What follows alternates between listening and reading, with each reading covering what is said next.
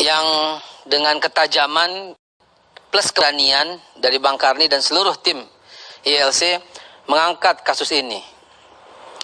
Jelas sekali kasat mata bahwa pihak-pihak yang selama ini berseberangan ini dapat amunisi, walau amunisi yang salah. Amunisi yang dipakai itu adalah kerumunan mengakibatkan peningkatan. Padahal jelas sekali barusan yang berkepentingan, yang ahlinya berkata bahwa peningkatan COVID-19 karena kejadian 2 minggu lalu, yaitu libur panjang. Dampaknya sekarang. Namun ini dijadikan amunisi, semua bersorak-sorai, yang terhormat sampai yang terhina, menyerang Habib Rizik, dan sekarang berimbas pula kepada Gubernur Pak Anies Baswedan. Semua pihak telah menjelaskan bahwa ada 398 pelanggaran sebelum hal ini. Ini kita akui ini pelanggaran. Tapi selama ini kemana aja? Dan 399 pelanggaran itu terjadi. Yang ke-9 nih, 399 kali itu baru kepada Pak Anies. Langsung dipanggil. Terus gubernur yang lain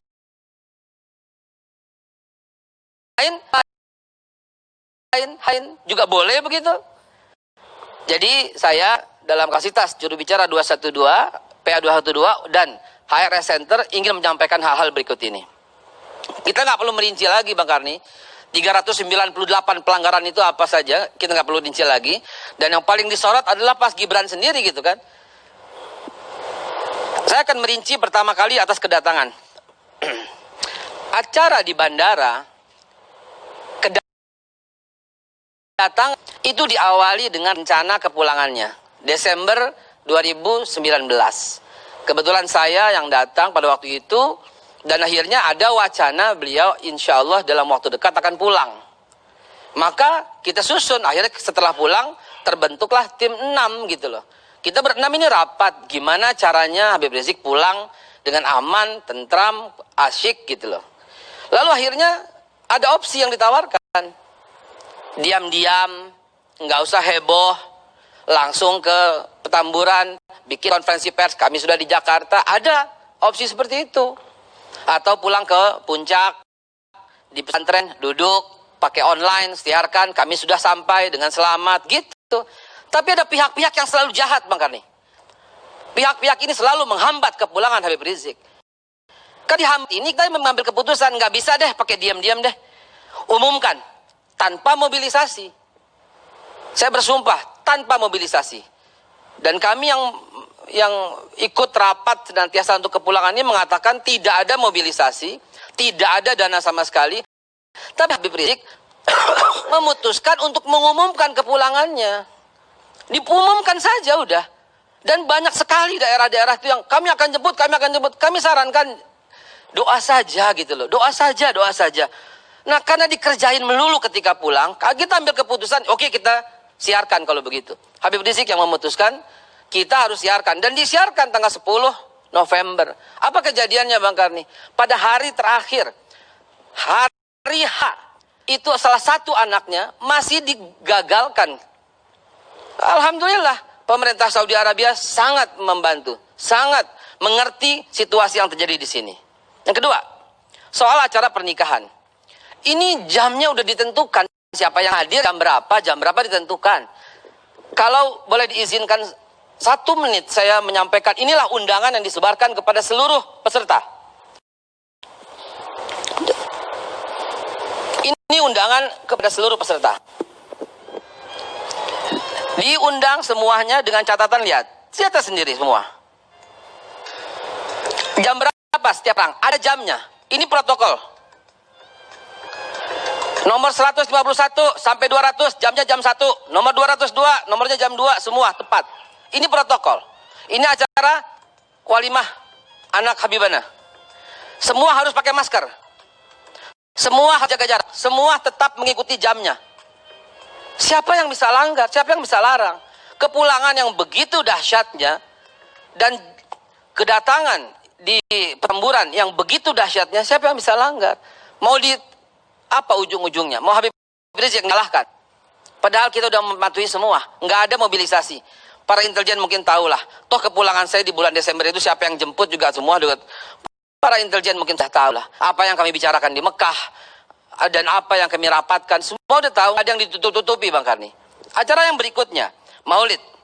Dalam maulid ini kita ikuti semua prosedur. Dan mulai pemberitahuan. Dari mulai jaga jarak. Kalau tadi Tirta terus mau bagi apa gitu loh. Ini kita emang bagi-bagi masker kok. Terus acara yang di mana lagi? Yang hadir itu bahkan nih waktu di Maulid itu, kita tuh bilang kami mau hadir. Kami sarankan lihat di Front TV saja.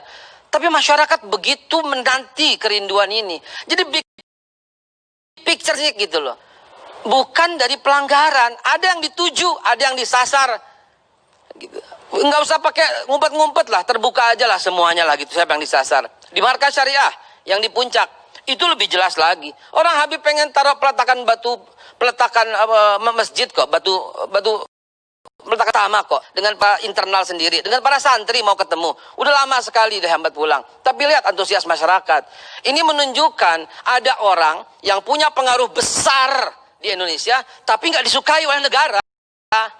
Saya dengan jelas mengatakan tidak disukai oleh negara. Kenapa? Karena selalu ada hambatan. Sejak tahun 2017 Bang Karni, Habib Rizik itu pingin dialog. Sejak tahun 2017. Tapi selalu ada yang menghambat. Jujur-jujuran saja, terbuka saja. Siapa yang menghambat itu? Toh Pak Jokowi juga nggak anti-anti banget gitu loh. Siapa yang menghambat ini? Pak Jokowi, tolong dengar ini gitu loh. 2017 kami mau diskusi, nggak bisa. Habib Rizik baru pulang pertama kali lagi capek-capek pegang mic, langsung berkata kami ingin dialog. Tapi lihat sambutannya, nggak ada rekonsiliasi. Istana lupa yang mengatakan nggak ada rekonsiliasi. Emang ini Habib Rizik ini apa? Musuh negara? Dia bukan bandar narkoba, dia bukan pemimpin partai, dia bukan siapa-siapa, dia bukan musuh negara. Dia jelaskan saya tidak pernah menjadi musuh negara, tidak pernah menjadi musuh TNI, tidak pernah menjadi musuh Polri, tidak pernah. Beliau hanya musuh ketidakadilan. Dan dia pengen dialog. Kemana mesti dialog? Kalau negara memperlakukan dia sebagai musuh. Baik. Coba ini Pak Karni. Di daerah ini ada yang salah. Ya, peningkatan kok Habib Rizik yang disalahin. Lalu Pak Anies juga menjadi kena semua. Sementara orang yang melanggar juga banyak. Sebentar, bukan kita bermaksud kalau Anda melanggar, kami juga enggak begitu. Kita hanya menuntut keadilan. Tanya deh Bawaslu deh, pelanggaran-pelanggaran itu bagaimana. Baik. Sebentar, satu dikit lagi Pak Anies. Saya kelihatannya baru ngomong sebentar kayaknya nih. Sebentar benar ya. Kalau saya hitung lebih lama yang lain, sebentar. Ya. Big picture-nya itu ada pada Habib Rizik. Dan itu yang disasar. Kenapa nggak diajak dialog? Kenapa nggak disambut? Kenapa konsiliasi nggak ada konsiliasi? Urusan itu Pak Dhani dengan tegas asyik dengan mengatakan, lihat ini wakil daripada istana.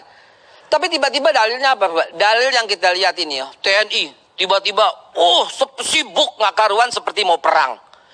Polri tiba-tiba pecat sana pecat sini. Pemerintah tiba-tiba sibuk konferensi pers sana diwakili Pak Mahfud. Ini ada apa?